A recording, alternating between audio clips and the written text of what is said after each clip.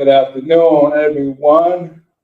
Welcome to our Family Saturday session here at Capital Recovery Center. My name is Craig. I am one of your recovery coaches today, and we have a lovely guest who's going to be sharing some great information. And the goal is to help people uh, dealing with addiction, whether it be a family member or them themselves. So, you want to introduce yourself? Good afternoon. My name is Dawn. I'm also a recovery coach with the Row Unit and Recovery on Wheels. Mhm. Good morning, I'm Raina. I'm one of the recovery coaches here at Capital Recovery. Yeah, Thanks for joining us on a Saturday. Saturday. And so, before we get into the discussion, I want to tell you about what's going on in our community. All right. And so today, if you haven't already been out to the Walk for Wellness, which is taking place already today here in the great city of Bristol. It started at 10 a.m. to 2 p.m. You still have time to go out. They have a Walk for Wellness at the Bristol High School. And so whoever go out there, there's going to be some healthcare providers, Ascender, Integrated Health, New Jersey Family Success Center, and Spirit. They are expected to be out there, and anyone that get vaccinated, they will receive a $25 gift card for ShopRite. All right, in Upper Deerfield. All right, we got that taken care of. So now what we want to talk about on Monday, on the 23rd, please be advised that our road unit will be out in the community, uh, helping and providing services. And on Wednesday, on Be Thursday. it's going to be on Thursday. Thank you. She know better than I do. We're going to be at the Spirit and Truth 7th and Wood Street, right off of Landis. We're going to be out there. There's going to be expected to be out there showers, haircuts, and healthcare providers as well. All right. Also, stay tuned on Tuesday. We're going to be open from 8:30 to 9 p.m. And so we're going to have groups, hybrid groups such as this. And what we're going to be doing at 2 p.m., coffee and conversation. At 5, we're going to be doing our MIT, men in training, mentoring. And then at 7, we're going to be doing our Gratitude Tuesday, none other than myself at 5, at 7, Raina at 7. All right. And so all of that said and done. Now we're going to get into the meat and potatoes of why we're here. And let me just show you what this thing is, what this meeting is all about. I'm going to post that. It says Capital Recovery Center Family Meeting.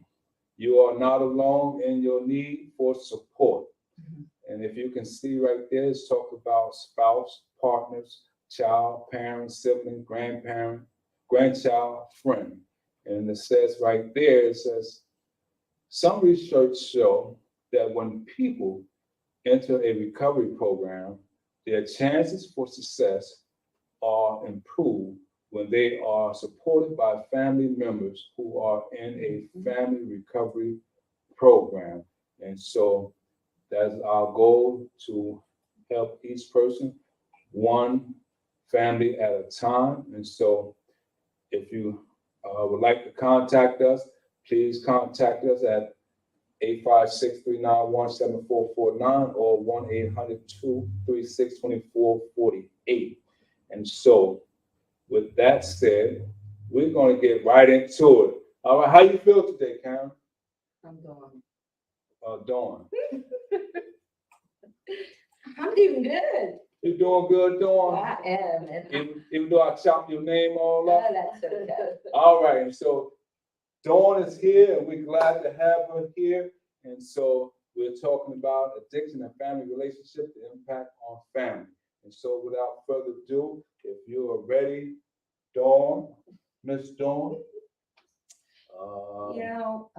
I'm just gonna come in and Yeah. take over for you. Please. Sounds good. So I think, I just want to come off of that family week thing that you guys are doing. Mm-hmm. Because as we were talking earlier, for me, when I started this with my family and my children, I was a single mom and I had, my children. Mm-hmm. And at that time, I didn't have any support. Wow. Wow. So I had to kind of go off of my own motherly instincts and what are you going to do? Okay. Okay. Right. Mm. And I think that today, the whole reason I got involved with, the recovery aspect Mm-hmm. was not for my own sake or myself, but to help other families and parents understand. What it's like to be on both spectrum. Absolutely, because I think that, we as parents, we love our children. And as I said, it's a very fine line in loving them and enabling them. Wow. That's so important. And I think also that loving and enabling, but there's also another aspect to that comes, and we also, as their parents, have to be able to love them and support them And in their recovery. in their recovery. Wow. Mm-hmm. Because when they're in active addiction, they're not thinking about the family; they're thinking about themselves. Themselves. That's right. And Absolutely. it's always about where am I going to get the next drug from? How am I going to keep this life going? Mm-hmm. But as a parent, I know that from my own self, when my children were going through it in the early stages, I'm saying early stages up to a good 10 years in, Mm-hmm. 10 even plus years, that I thought it was best to take care of them. Okay. When they was in their Active addiction. active addiction. Okay. Because we're parents, right? So if our kids get cold, we want to treat. Shelter. Yep. Mm-hmm. We want to shelter. We want to love. Mm-hmm. When they're in an active addiction, we see this, but we don't realize unless you are supported and you have something like Row or Capital Recovery Mm-hmm. that is giving that support system. Yeah. For me, I didn't realize that addiction was a disease. Okay. Okay. I just thought it was my family members who just did what they did, Going through a phase. go into a phase. I didn't realize that it really was a sickness. Yeah. Yeah. So, but as a mom in the family, I was that main person, right? So for me, it was about taking care of them, Mm-hmm. helping them, trying to get them to realize what they were doing. Right. Because early on, I thought that they could just stop. Mm-hmm. It's, you can just stop this. You don't have to do this anymore, kind of thing. Yeah. Um, What was the? I don't mean to interrupt you, John, because I know you're on the road. What was the behavior like at the inside the home and outside the home? If you can share a little bit about that. well, inside the home, it was very stressed. Mm. The children, I mean, my kids vary in age, so we went through different ages. Okay. So if the eldest was doing his thing, it was affecting inside the house, it was affecting me, it was affecting the two younger. The young, because everybody watching. Right. Yeah. Then you go through the phases with each child, but eventually I had the two younger, and the house at that point got just really angry, if that's a good way of putting it. Yeah. Emotion. That's an adequate emotion. It was a very angry, stressed time. Mhm. I had kids who were having kids, who were in active addiction. One is going in and out of jail. The other one is robbing and stealing. all along in the process of being a parent and a single parent, saying, how do I handle all of this Mhm. and get them help? Right. And there's your fine line of love and enabling, because for a lot of years, I enabled my kids to live like that. Now, because I read an article where it says that parents who have a child or loved one who's going through that stage of addiction, sometimes blame themselves. Have you ever felt guilt, like something that but it really is not you? I know my mother has. Right, there can be outside influences. She's like, where did I go wrong? Yeah, and I hear that. That's Well, right. I know for me, absolutely, I carried guilt for a long time. And I believe, I think my guilt was the breakup of the marriage and their father no longer being involved. Wow. So I carried a lot of guilt, and it did take a very long time for me to finally say, I'm not guilty anymore. Ooh. I'm done now. Right. Like you're grown up enough to realize that this is the way it is. Yeah. So now you're taking back control of your life. Absolutely. Yeah. Especially with my younger son, because that was a big thing for him. And that's exactly who I said it to. I just woke up one day and he was in that space, and I was like, look, I'm not guilty anymore.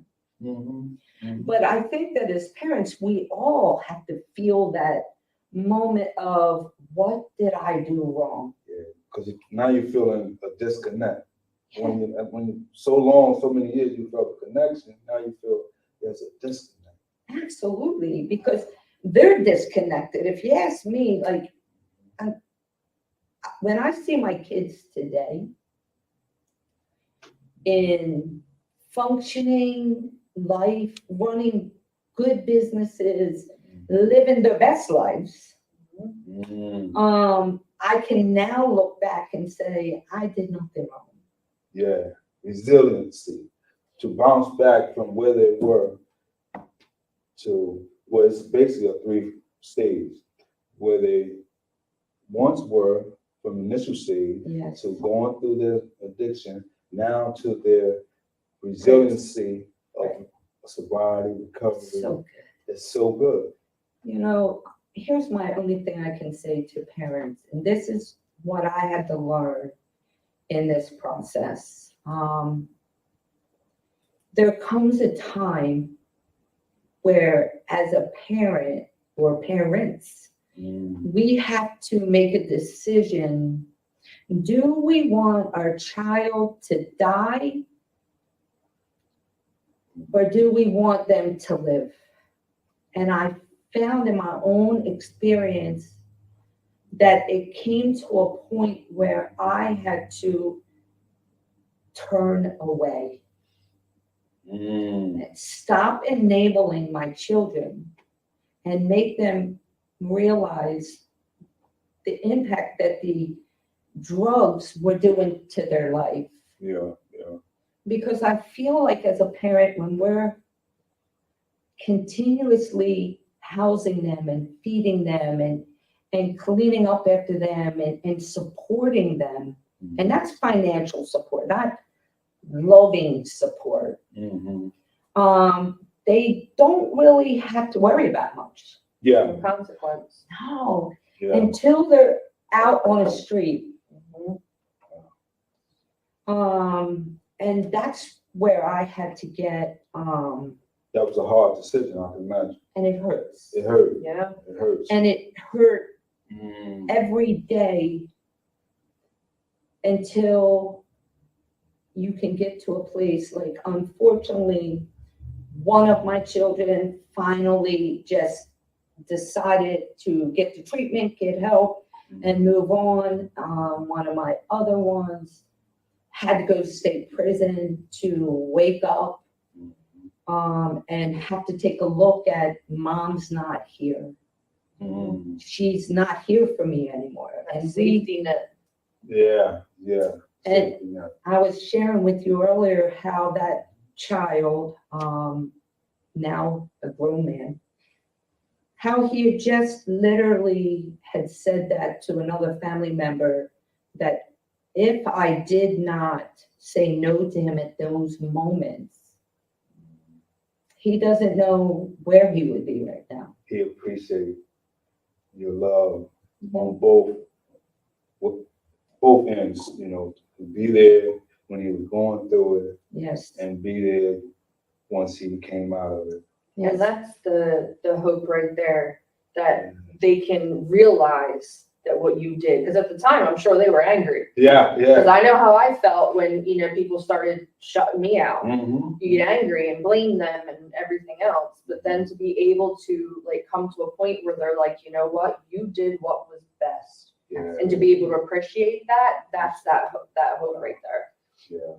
And That's a bonus. You know, I was sharing with you, both of you earlier, that I encountered a mother who was struggling with a child while I was at the Road Violent police station, and she was sharing with me that her child was going through different stages of addiction.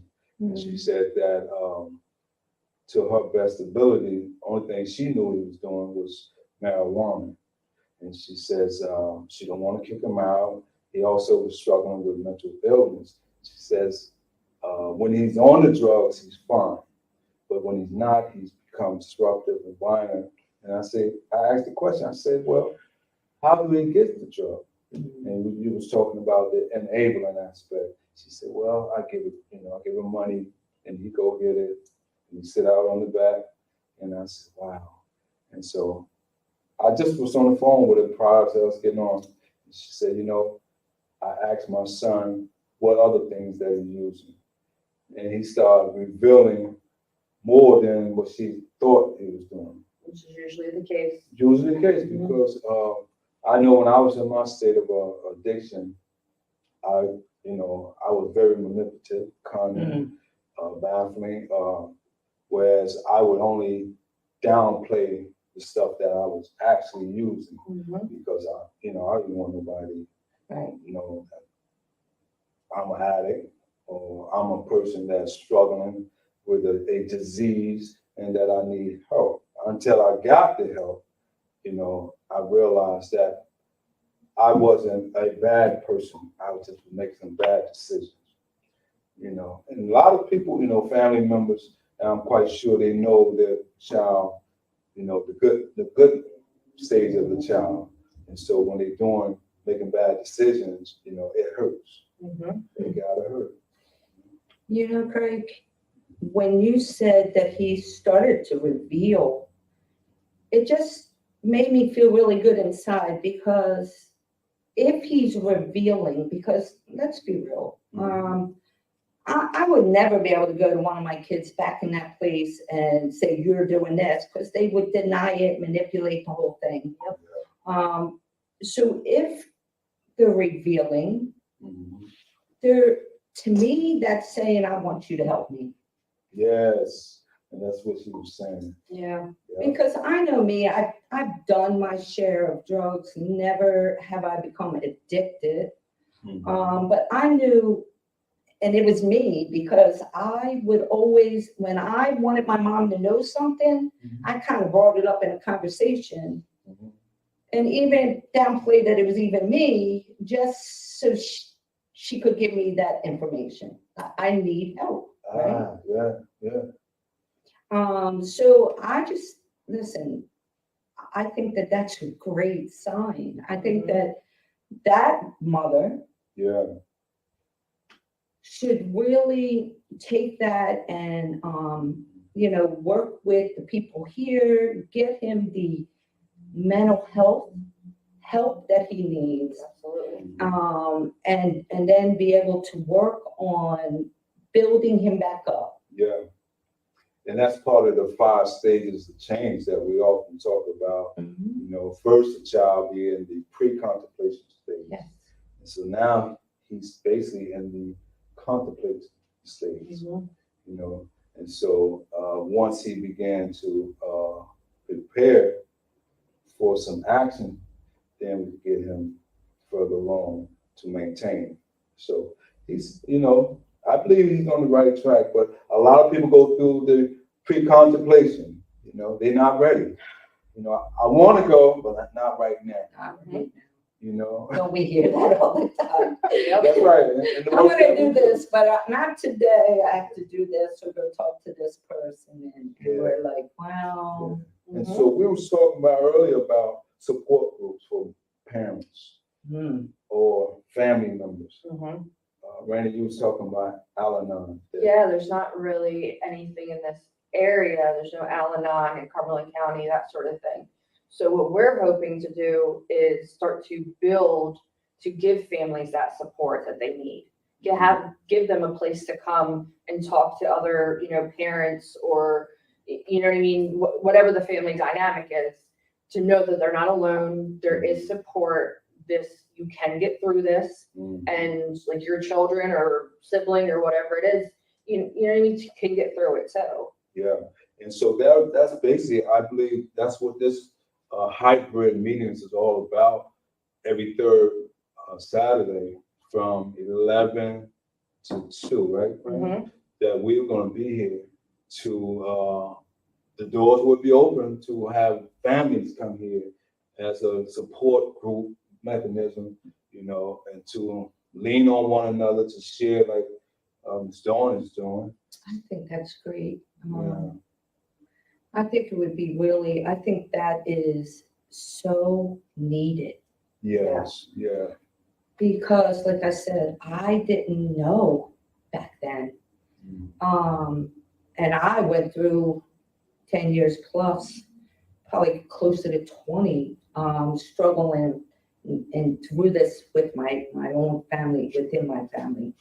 And I just think that having an outlet to be able to come in Yeah, and talk to other family members, other parents yeah. that have to, Mhm. to get the information and a community to know I am not alone in this. Yeah. Because it really is a family disease. Like my sister she lives out of state, Mhm. and it affected her. Like, Mm. you know what I mean? Just knowing that, like, worrying about me and, that type of thing. So sometimes, like, families don't even realize, or the addict especially doesn't realize how, like, far that, like, ripple goes out and how much it affects, like, the people around you. Mhm. And like me, myself, I went to a PC community, what's called a TC community, therapeutic community, where we did, it was basically a peer community, whereas people just like myself, we was able to sit around in a group setting and share some information. And you'd be amazed how much similarity that Mhm. you may have with another person, but you don't even actually know this person or their background. You just getting to know them, and they sharing things that you say, "Wow, I did that before," or my parent, was going through the same thing, and now we're making the connection. So we're basically supporting each other by open up, sharing, let them know you're not alone. And that's what the goal here is, to basically let people know here in Cumberland County, you're not alone, no matter if it's your child, your brother, your sister, your parent. Just be willing and open to be able to share some of the things that you may go on through, or maybe some things you went through and that you made it successfully, because we don't want to lose nobody, Mhm. no one, to substance use disorders, because here it is, the fentanyl is very real. It's very real. And like I was telling the lady, that they are mixing so much fentanyl, which is, I believe, 10 times deadly Mhm. than the stuff they used to put in when I was using drugs. And so if we can help someone, if you would like to be a part of what we're doing, call that number on the screen that's floating, 856-391-7449, or our hotline, 1-800-236-2448. And as it says, how can we help you with your recovery today? All right, this edition today, we're talking about addiction and family relationship, the impact on family. Ms. Dawn has willingly and openly shared. If there's anything that else that you would like to, I think I just want to iterate on like two things that Raina and you said. For Raina, she said how, that rippling effect, it goes through the whole family. the whole family. Absolutely. And I have had statements that have been thrown at me and said, you don't know because you weren't even there. Ooh. Mm.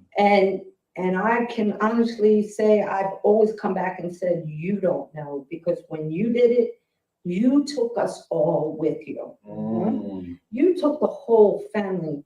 And then Craig, you said something about whether it be your parent, and we're sitting here today, parents speaking about kids. Right. And I think that we really need to reach out because there are a lot of kids that are dealing with parents that are addicts. Yeah. And, how does that affect them in their daily life today or even in the future? Yeah, absolutely. So I think that's really important that, we understand that family dynamics can come in any way, That's right? right. Absolutely. That's Like, right. my children are grown at this point, and I've been able to reestablish relationships and build relationships with them, but there is still that resentment and fear and anger because of what happened. What happened in the So, past. like, yeah, even though like things are on the mend, like they still need support. Absolutely. And oftentimes, especially the population that we deal with, whether it be someone on drugs or someone coming out of incarceration, a lot of children are resentful of their parents who may be on drugs because they probably missed a birthday, could have missed a ball game, could have missed a talent show, things of that nature, not knowing that, mommy or daddy was struggling with a disease. And I think the most important one that like I personally have heard and I've heard other people share is like, why don't you love me? Why don't you love me enough to stop? Right. Yeah. And trying to explain that like that love's there. Yeah. It's just there's something else that is over like, Yeah. and it's Mhm. that's like I think the hardest part. Yeah. And so we, during our MIT mentoring, we talk about rebuilding the family structure. That's so important. And I know Raina, when they do their Gratitude Tuesday, speaks about what are you grateful for. And so what we're talking about today, I believe all of that ties in to, rebuilding, restructuring the family, and what are you grateful for. Ms. Dawn, you said that your children are doing so much better Yes. and that they are grateful. One of them said, I'm glad that, you put your foot down so I can really see, that you really love me enough to be with me while I was going through it and be with me when I came out of it. Absolutely. So, I think that's that, when we get to a point where we have to turn away, but I also think that you have to be able to keep that line open that says, I might have turned away, but I still love you. absolutely. And that support system is very important, even today. Absolutely. Yeah. I agree 100%. There's a lot of people who come out of incarceration, even though some people have burned their bridges, severed some ties in their relationship, whereas the family unit is not together anymore. and they might not have a net support, a family support network, whereas they can rely upon a family member, you know, and they may not be able to make a phone call, they may not be able to come lay their head, you know, and so those who are fortunate to have a support network, you know, keep that network strong. But if you don't have a family net support work, that's why we're here at Capital Recovery Center and talking about things like this. We could connect them to some type of support network, get you back. And so hopefully those bridges that you torn down, the relationship that you probably have ruined, hopefully, prayerfully, is not totally destroyed, and we can help you get back on track. And so, yeah. So we are so grateful that you came, Yeah, thank you. and Well, we thank you. appreciate you so much for not only sharing your story, but what you do as a recovery coach. Let me put a title on. Let me put some respect on your title. A certified, That's right. Don't forget. a certified recovery coach, and we all are certified in our field and what we do. And so we are working on building bridges, building family structure. And so we thank you for coming.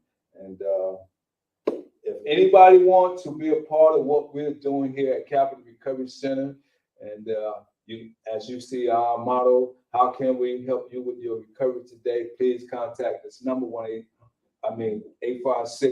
856-391-7449 or 1-800-236-2448. And so with that said, we're gonna sign off. Have a great day. Have a good weekend. All right.